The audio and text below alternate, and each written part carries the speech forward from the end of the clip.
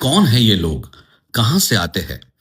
हा famous dialogue म्हणणारे सुप्रसिद्ध अभिनेते अरशद वारसी मुन्नाभाईमध्ये सर्किट असो की गोलमाल सिरीजमध्ये कॉमेडी रोल करणं असो, हा जो अरशद वारसी कलावंत आहे हा सगळ्यांना फार आवडतो. त्याच्या कॉमिक रोलसाठी कधी कधी स्ट्रेंज सुद्धा त्यांनी म्हणजे चांगले कॅरेक्टरचे सुद्धा रोल त्यांनी सिरियस रोल पण केलेले आहे. पण आता मात्र सेबी ही जे संघटना आहे, देशातली जी संस्था आहे सेबी, त्या सेबीने अरशद वारसी, त्यांची वाईफ मारिया आणि सोबत आणखी 3-4 लोकांना 1 वर्षासाठी बॅन केलं आहे ट्रेडिंग करण्यापासून शेअर मार्केटमध्ये. का बरं? तर त्यांची साधना ब्रॉडकास्ट नावाची कंपनी आहे आणि त्या कंपनीचे शेअर ते युट्यूबवर व्हिडिओ टाकू लोकांना इन्फ्लुएन्स करू त्या शेअर घेण्यासाठी लोकांना बाध्य करतात, असा त्यांच्यावर आरोप ठेवण्यात आलेला आहे.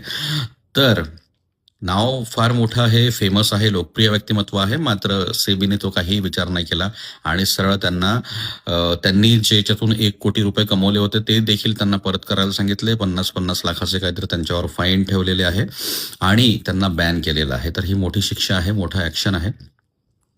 आणखी एक गोष्ट तुम्हाला सांगतो की शेअर मार्केटबद्दल जर तुम्हाला पाहिजे असेल माहिती, तर ते ऑथेंटिक माणसाकडनं घ्या, ज्या लोकांनी त्याच्यामध्ये काम केलेलं आहे. वॉरेन बफेट सारखे मोठे लोक आहे, त्याच्यासारखे जे लोक ज्यांनी शेअर मार्केटमध्ये त्यांना तज्ज्ञ म्हटलं जातं, त्यांच्याकडनं माहिती घ्या.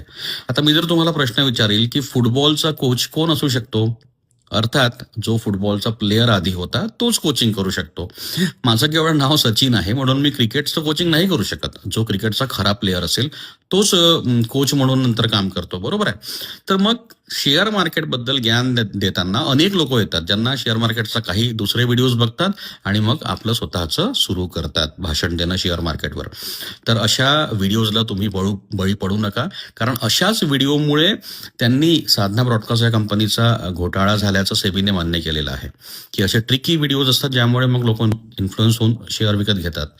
तर असं नका करू. ऑथेंटिक चॅनल्स जे आहेत, ऑथेंटिक जे लोक आहेत ज्यांना खरोखर शेअर मार्केटचा अनुभव आहे, जे केवळ आणि केवळ शेअर मार्केटचं ट्रेडिंग करतात, त्यांच्याकडनं घ्या. कोणीही येऊन तुम्हाला लेक्चर देईल त्याचं ऐकत बसू नका. तुमच्यासोबत घोटाळा होऊ शकतो. स्वतःची काळजी घ्या. तुम्हाला काय वाटतंय कमेंट करा, बोलत राहूया. थँक्यू.